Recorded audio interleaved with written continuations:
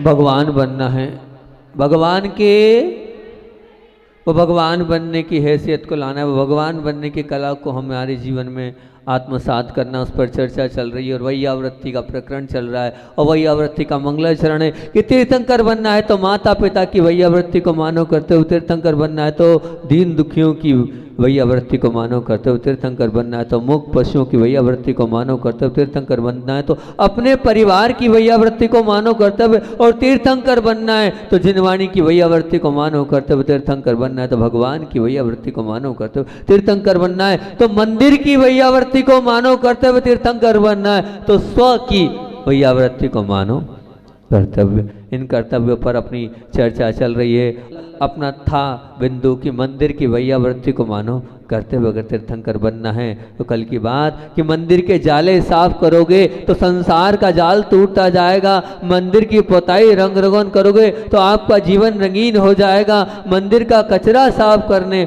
से आपका दिमाग का कचरा साफ हो दूर हो जाएगा, मंदिर के बर्तन साफ कर दोगे तो आपका मन साफ हो जाएगा, मंदिर के दरवाजे खिड़की ठीक कर दोगे तो कर्म रूपी कष्ट आपके जो कर्म रूपी कपाट है वो आपके खुलने लग जाएंगे, मंदिर की अलमारी जमा दोगे तो आपका पूरा जमाने में नाम हो जाएगा, मंदिर की बोली अगर लगवा दोगे तो सुस्वर नाम कर्म का बंद हो जाएगा, मंदिर के विशेष पदों पर निस्वार्थ भाव से सेवा दोगे तो आगे बड़े बड़े पद अपने आप मिलते चले जाएंगे, मंदिर के लाइट और पंखों का अपव्यय का ध्यान रखोगे तो आपका व्यय घटता चला जाएगा, मंदिर का को समय पर खोलने और बंद करने की आपने जिम्मेदारी ले ली तो आपके भाग्य के दरवाजे खुल जाएंगे और दुर्भाग्य का जो दरवाजा है वो बंद होता चला जाएगा, मंदिर के बनवाने से भविष्य में आपको राजमहल जैसा महल प्राप्त होगा, मंदिर की वेदी में तन मन और धन से अगर आपने सहयोग कर दिया तो यश कीर्ति का विशेष बंद होगा। ध्यान रखना कि बहुत सारे लोग भगवान के लिए तो आ रहे हैं लेकिन भगवान की वेदी के लिए बहुत लाभ नहीं आ रहे हैं, वो भी बहुत बड़ा काम है, भगवान को आसन प्रदान करना भी अपने आप में कोई छोटी मोटी बात नहीं है, वो भी बहुत बड़ी बात है कि। और फिर बात करी थी कि मंदिर की टूट फूट का ध्यान रखते जीर्णोद्धार करने से आपके जीवन की टूट फूट, आपके जीवन के वाद विवाद वो सब समाप्त तो होते चले जाएंगे, मंदिर का वास्तु ठीक कर दोगे तो आपकी बीमारियां सब कुछ ठीक हो जाएगी, मंदिर का वास्तु मतलब अपने आप के वास्तु को आप ठीक कर लोगे। मैंने वो तीसरे स्थान की बात भी बोली थी, दृष्टि की बात भी बोली थी, गर्भगृह में कहाँ पर भगवान विराजमान होते उसकी बात भी बोली थी कि दिशा के अनुरूप होना चाहिए, शास्त्र जहाँ रखना है वहीं रखना चाहिए, तिजोरी जहाँ हो वहीं रखना चाहिए। और बात बोली थी कि मैं सामायिक कर रहा था तो सामायिक से मेरी दृष्टि आवर्त करने खड़ा हुआ तो दृष्टि पहुँची, आप लोग तो मुझे नहीं देखते मैं कहाँ बैठता हूँ लेकिन मैं आप लोगों को देख लेता हूँ कि आप लोग क्या करते हो। देख रहा था कि बहुत सारे बच्चे दरवाजे साफ कर रहे थे, खिड़कियां साफ कर रहे थे, मंदिर की साफ सफाई में बहुत सारे लोग लगे थे, तो बात तो आप लोग हमारी मानते हो। कल हमने मंदिर की साफ सफाई की बात करी थी क्योंकि मैंने कहा है कि 9 देवताओं में जब भगवान की आप सेवा करते हो, गुरु की आप सेवा करते हो, जिनवाणी की भी आप सेवा करते हो, तो मंदिर और क्या मंदिर तो है और भगवान दोनों को आप एक जैसा क्यों नहीं मानते हो। और आपने एक जैसा माना, साफ सफाई में आप लगे रह गए, लेकिन एक दिन का मत रखना जो लोग कर रहे थे, ठीक है ना, वो एक दिन के लिए नहीं, प्रतिदिन थोड़ी थोड़ी करते चलना, ताकि जैसे आप अपने घर की साफ सफाई कर रहे हो वैसे आप वहाँ की आप साफ सफाई करते रहोगे तो वो वैयावृत्ति मंदिर की वैयावृत्ति कहलाएगी। और दूसरी बात ये थी कि मंदिर के टूटे फूटे पुराने बिना काम के बर्तन सामग्री को आप बाहर कर दोगे तो आपकी ऊर्जा बढ़ जाएगी। ध्यान रखना, आप अगर अपनी ऊर्जा बढ़ाने चाहते हो तो मंदिर के जितने टूटे फूटे बर्तन हैं, जो काम की सामग्री नहीं है, उसको बाहर करते चलो। उससे क्या होगा, कल रात को भैया बता रहे थे ना, मैंने तो इस पर पूरा प्रवचन ही किया था, पूरा वक्तव्य इस पर दिया था कि अगर आप अपने घर की ऊर्जा बढ़ाना चाहते हो तो घर के जितने अटाले हैं उसको बाहर कर दो। घर के अटाले तो ठीक है, लेकिन सबसे पहले तो मंदिर की बात चल रही है, तो मंदिर में जो लगता है अनुपयोगी उसको आप बाहर करो। कब तक संभालोगे, कहाँ तक संभालोगे, उससे आपके मंदिर की ऊर्जा समाप्त होगी, आपके अंदर नकारात्मकता आएगी। तो मंदिर के वो टूटे फूटे पुराने जो भी हैं बर्तन हैं सामग्री है उनको बाहर करते चलोगे तो उससे ऊर्जा बढ़ती चले जाएगी। और फिर आगे बात है ये जीर्ण शीर्ण शास्त्र हैं, उन शास्त्र की वही आवृत्ति तो आप कर ही रहे हो, लेकिन लगता है तो हम उनको भी व्यवस्थित कर दें। आप अपने मंदिरों की, अपने घरों की जिनवाणी को वहाँ पर आप पहुँचा सकते हैं, वो अपने हिसाब से उसको बहुत व्यवस्थित कर रहे हैं, लेकिन अपने पास ना रखें, क्योंकि इससे आचार्य श्री जी पता है क्या बोलते थे, कान खोल कर सुन लेना पूज्य गुरुदेव की बात। पूज्य गुरुदेव बोलते थे कि अगर आप जो शास्त्र पढ़ रहे हो वही शास्त्र अपने पास रखना, अगर एक्स्ट्रा आपने शास्त्र रखा है अंतराय कर्म का बंद करोगे। क्यों? आप तो पढ़ नहीं रहे हो, ठीक है ना। अब कोई पढ़ लेता दूसरा तो उसके काम आता ना, आपने क्यों रख रखा है उसको?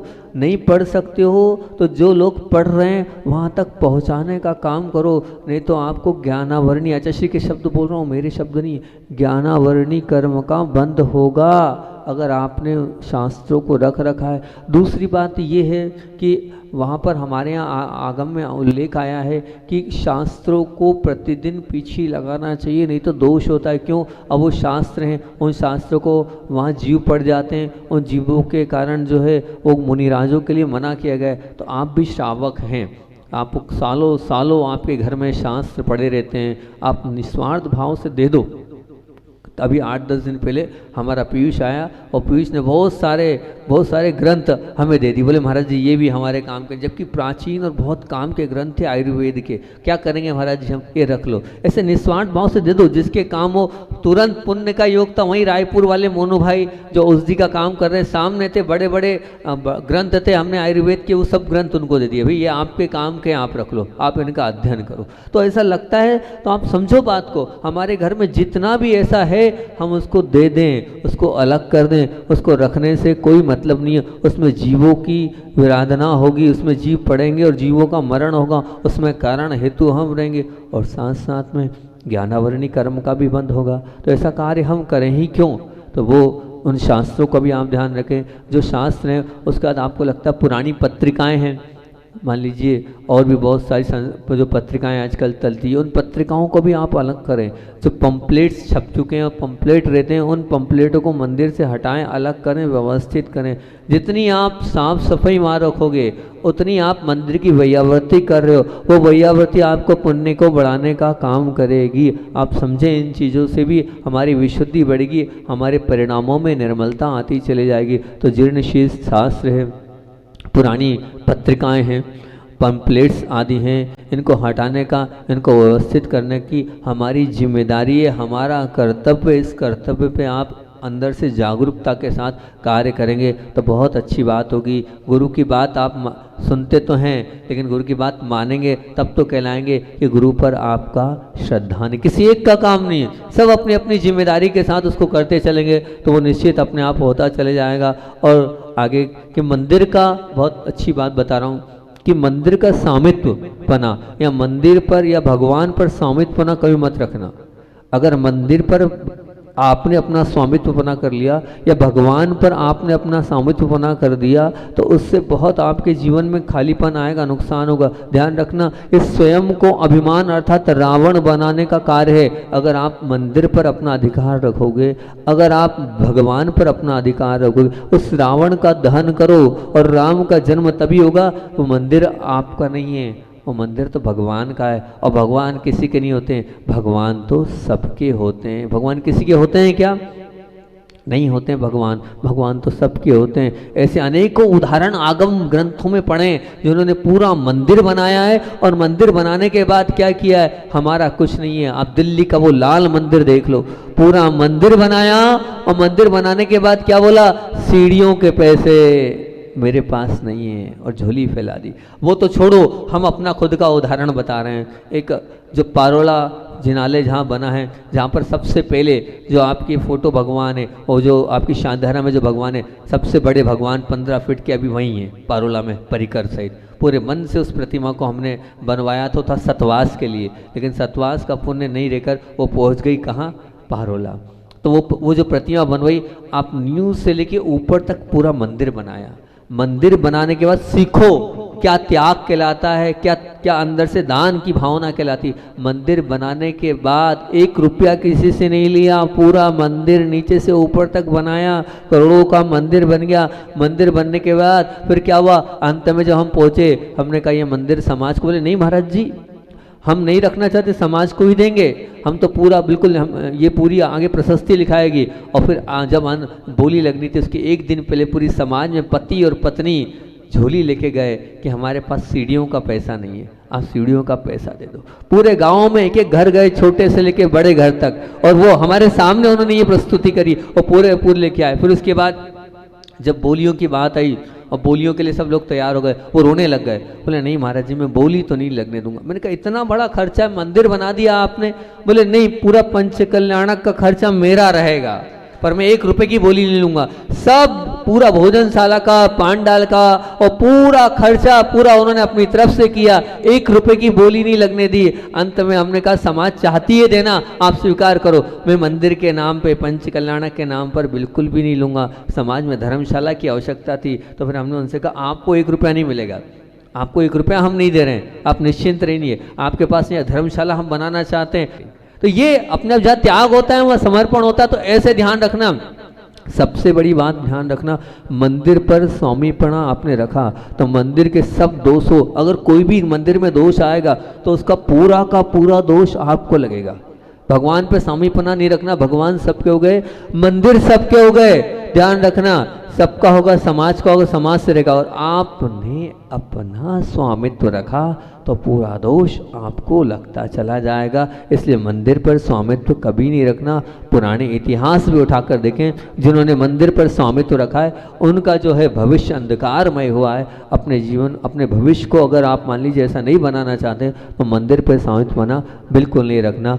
और मंदिर और भगवान तो सबके होने ही चाहिए, और बनने वाला भले एक हो सकता है पर मानने वाले तो सभी होते हैं। दूसरी बात, मंदिर की अगर सच्ची वैयावृत्ति करना चाहते हो तो ऐसी वर्गणाओं को मंदिर में नहीं फैलाना।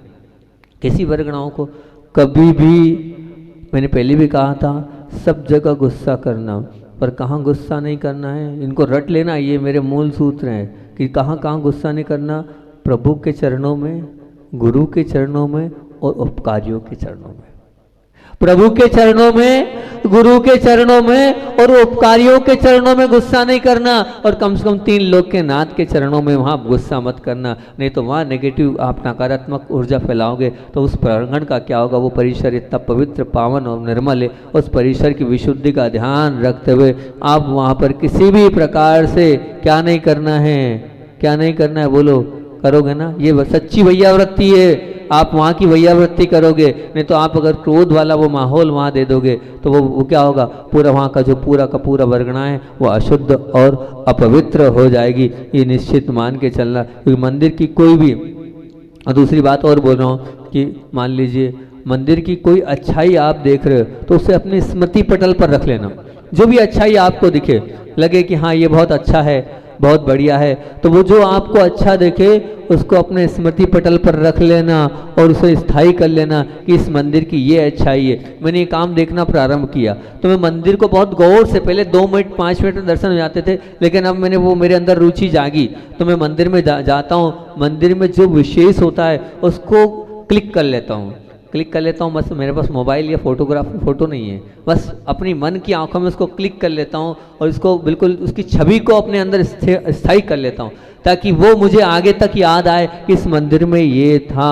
और उस मंदिर को बाद में जब चलचित्र बनाकर मस्तिष्क के द्वारा स्थापित करके उसको रोज देखता हूँ कि हाँ इस प्रकार से वो मंदिर था। इससे हमारी विशुद्धि बढ़ती है, इससे हमारे परिणामों में निर्मलता आती है, इससे हमारे अंदर की जागृति और अच्छी होती चली जाती है। निश्चित मान के साथ मंदिर तो हैं, लेकिन मंदिरों के माध्यम से हमें अपने परिणामों को निर्मल रखना है। और यहाँ तक भी कर सकते हो आप कि जहाँ जिन मंदिरों के आप दर्शन करने जाओ उन सब मंदिरों को आप शुरू से आखिरी तक रट लो, बिल्कुल स्थायी कर लो, और जब बैठो एकांत में तो उनके दर्शन करो, उनको याद करो, उससे परम विशुद्धि आपकी बढ़ते चली जाएगी। सब भगवानों को आप निहार लो। हमने तो 24 भगवान अपने बना रखे हैं कि कहाँ के कौन से भगवान हैं, तो जब भी स्वयंभू करते हैं तो अब ज़्यादा होने लगे तो उन भगवानों को आंख बंद करके छवि उनके सामने आती तो उनको नमन करते चलते हैं, उससे बड़ी विशुद्धि बढ़ती है। परिणामों में निर्मलता आती है, उनको हम याद कर लेते हैं, उनकी हम छवि निहार लेते हैं, तो लगता है सचमुच में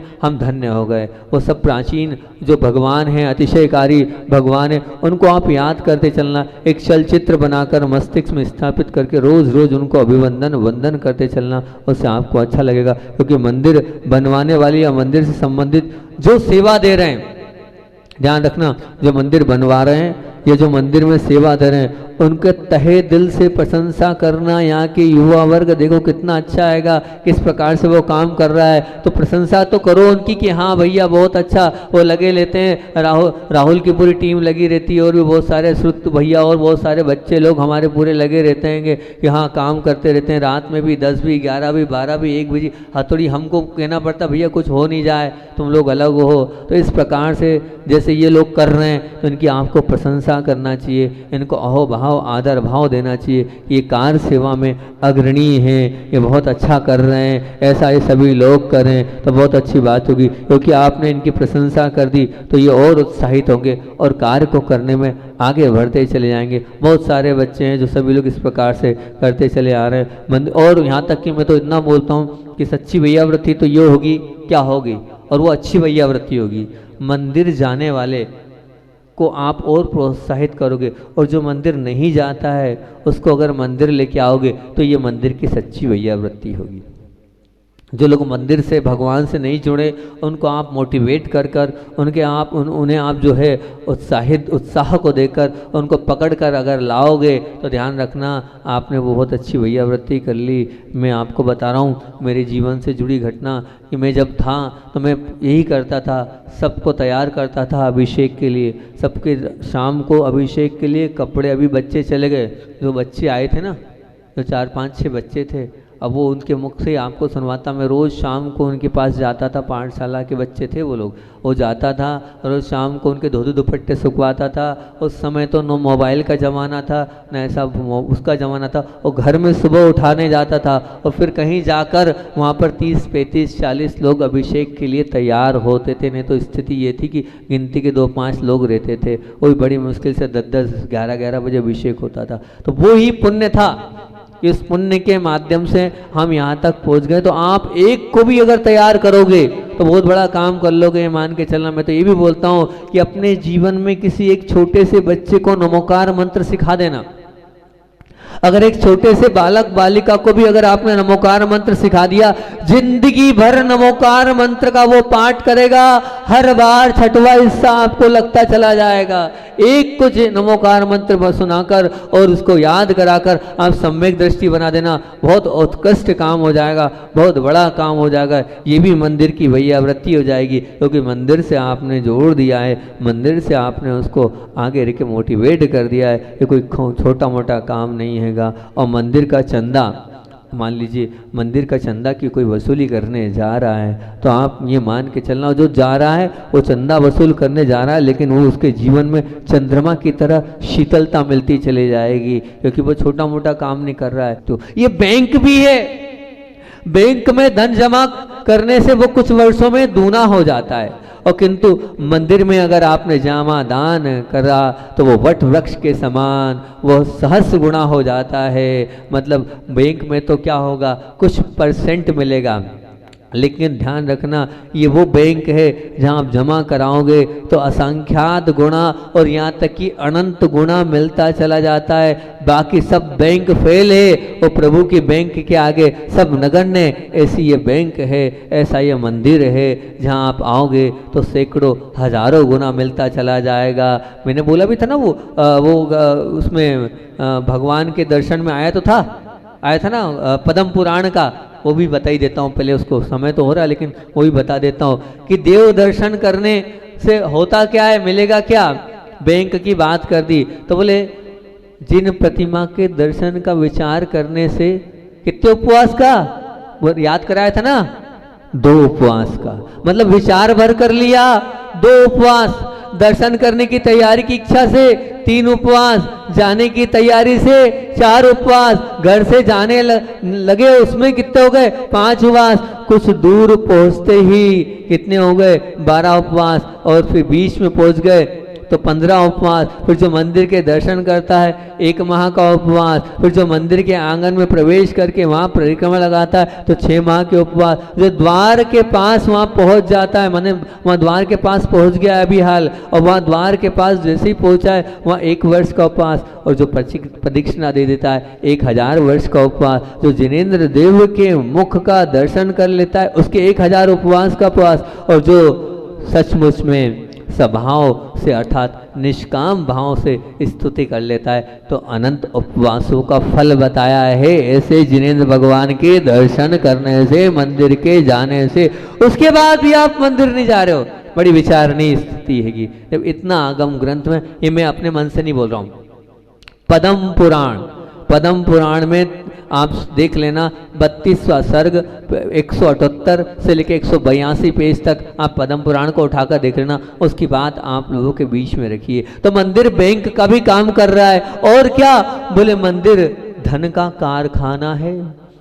धन का कारखाना मतलब जिन्हें मंदिर के दर्शन, पूजन, स्वाध्याय आदि के धार्मिक संस्कार नहीं रहते, वे दिन भर क्या करेंगे, वो दिन भर क्या करेंगे, वो दिन भर दुकान पर, कारखाने पर, फैक्ट्री पर उसी धनी ही धन में लेंगे, और रात में जाएंगे, और रात में जाने के बाद दोस्ती यार वहाँ क्लब में उसमें इसमें लग जाएंगे। लेकिन ध्यान रखना कि जो लोग सात्विक और मंदिर जाने वाले होते हैं, मंदिर से जुड़े होते हैं, पूजन से जुड़े होते हैं, स्वाध्याय से जुड़े होते हैं, धार्मिक संस्कार जिनके जीवन में आते हैं, वो भले ही दिन भर दुकान में काम करेंगे, कारखाने में काम करेंगे, लेकिन उनके अंदर गलत संस्कार नहीं पड़ते। और जब गलत संस्कार नहीं पड़ते हैं तो शुभ पुण्य का बंद होता है। जब शुभ पुण्य का बंद होता है तो शुभ के माध्यम से उस शुभ ऐसा शुभ फलता है कि उनका जो धन है वो और दुगुना, चौगुना, सौगुना और अनंत गुना होता चला जाता है। ये भगवान की भक्ति और आराधना से अपने आप आपको मिलता चला जाएगा।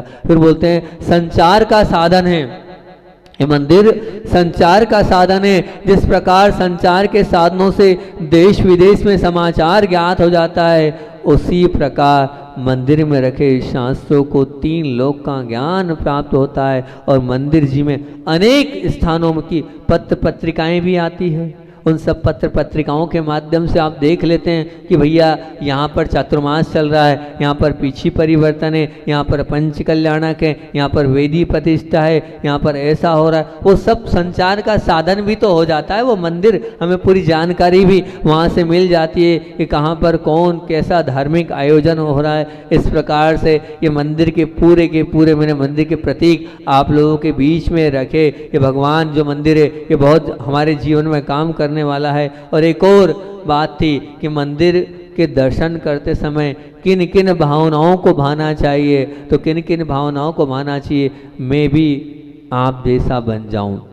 सबसे पहली भावना तो आपकी वंदे तद्गुण, ये भावना अवश्य होनी चाहिए। मेरे पाप कर्म भी शीघ्र नष्ट हो जाए, ये भावना भी होनी चाहिए। मुझे मोक्ष सुख की प्राप्ति हो जाए, संसार के सारे जीव सुखी रहें, ये भाव होने चाहिए भगवान के पास जाकर कि संसार के सभी जीव धर्म ध्यान में लगे रहें। को सब कहते हैं कि नरक में पूरा नरक क्या हो जाए, खाली हो जाए, कोई बीमार ना रहे, सबके कार्य अपने आप होते चले जाए और मैं सबको क्षमा करता हूँ, ये भाव होना चाहिए। और मैंने उस दिन भी कहा था कि हम लोग चावल तो ले जाते हैं, लेकिन बहुत सारे लोगों को यही नहीं पता होता है कि चावल ले क्यों जा रहे हैं। बस डब्बे से उठाए और पटक दिए, नहीं, बिल्कुल नहीं। जब आप चावल चढ़ाओ तो क्या भाव होना चाहिए, इस भाव से चढ़ाओ आप चावल कि ये भगवान जैसे ये चावल अब जन्म मरण नहीं करेगा, अब इसको हम बोएंगे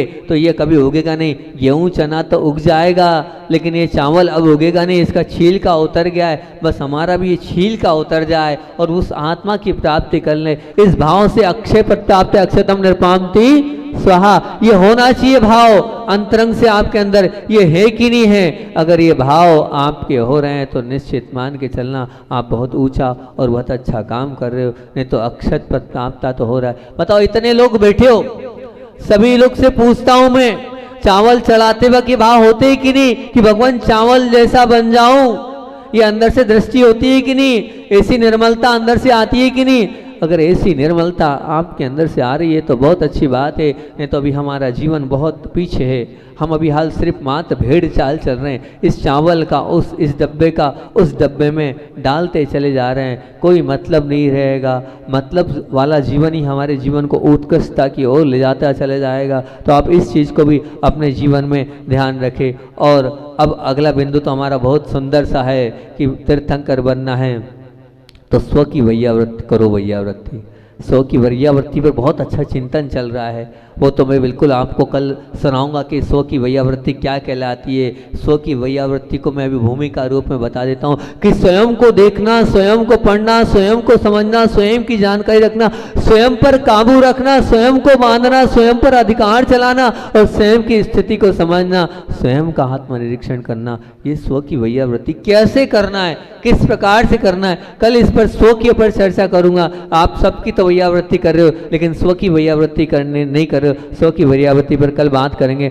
आचार्य भगवान का संस्मरण सुनाकर अपनी बात को विराम देता हूँ कि क्योंकि अपने को अभी आगे विधान भी करना है। सन 1970 राजस्थान की बात आप लोगों के बीच में रख रहा हूँ। पूज्य गुरुदेव राजस्थान में विराजमान थे और वहाँ से गांव पग पग विहार करते हुए जा रहे थे। एक छोटे से गांव में पहुँचे और सभी तरह के लोग होते हैं, कुछ लोग साधुओं को मानने वाले भी नहीं होते और कुछ लोग साधुओं को मानने वाले भी होते हैं। कुछ अगाढ़ भक्ति वाले होते हैं तो किसी को लगता है कि पंचम काल में साधु होते ही नहीं हैं, कहाँ आया है साधु होते हैं, कहाँ पाल पा रहे हैं साधु, उनकी कुछ लोगों की धारणा ऐसी होती है। तो बस ऐसे ही कुछ शावक थे, लेकिन क्या करें, उन्होंने भी चौका तो लगा लिया, शुद्ध भोजन तो लगा लिया। आचार्य महाराज का योग संयोग की बात है कि वहाँ पड़गान भी हो गया। पड़गान होने के बाद भी वो तो बिल्कुल खड़े थे और जहाँ श्रद्धा नहीं होती वहाँ विवेक भी नहीं होता है, जहाँ आस्था नहीं होती शायद विवेक भी खत्म हो जाता है। उन्होंने इतना गरम जो है वो शुरू अंजलि में पानी दे दिया। आचार्य महाराज के हाथ में बिल्कुल जैसे ही वो पानी डाला उबलता वो पानी वो गुरुदेव के हाथ में छाले आ गए और जब छाले हो गए तो वो पूरा जो सब लोग रो रहे थे और जिनने डाला था उनको भी लगा, पर आचार्य श्री के चेहरे पर उस छाले के बाद भी वो मुस्कुराहट बनी हुई थी। उस मुस्कुराहट को देखकर उन्हें लगा कि आचार्य महाराज को थोड़ा सा भी विकल्प नहीं हो रहा है, इनको गुस्सा करना चाहिए, इनको कषाय करना चाहिए, इनको तो हमारे साथ इस प्रकार का व्यवहार नहीं करना। लेकिन इनके चेहरे पर प्रसन्नता है। देखते ही उन्होंने कहा, ये भगवान मेरी गलती हो गई, मेरे कारण आपको इस प्रकार का कष्ट था। बोले नहीं, आपकी कोई गलती नहीं है, ये तो मेरे कर्म का उदय था, मेरे कर्म के उदय के कारण इस प्रकार से हुआ है। आप क्यों विकल्प कर रहे हो?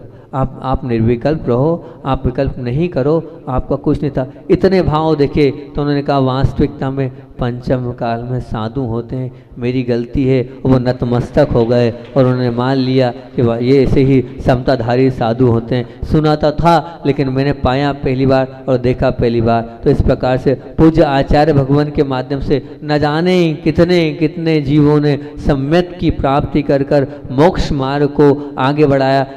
मैं भी इसी प्रकार से भटका हुआ और अटका हुआ था, कहीं और था, और गुरुदेव के दर्शन किए और इस मार्ग पर आगे बढ़ गया। मेरा कल्याण करने वाले भी पूज्य गुरुदेव। बोलिए आचार्य मन विद्यासागर जी महामुनि राज की।